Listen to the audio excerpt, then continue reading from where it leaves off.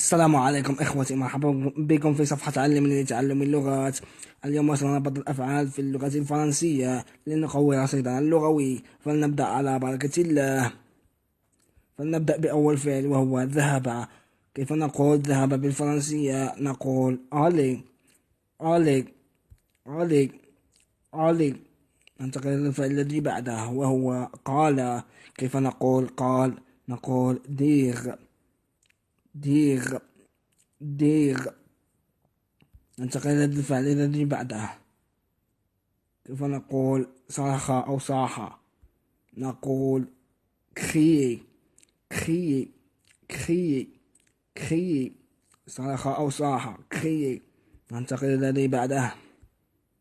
كيف نقول طلب أو سأل؟ نقول demander. demander. demander. demander. كيف نقول أتى أو جاء؟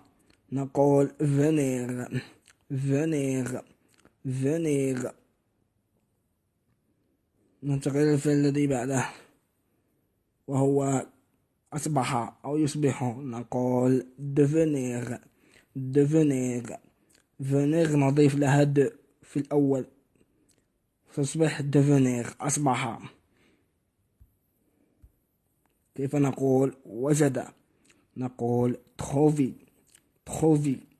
trouver. trouver. كيف نقول كتب؟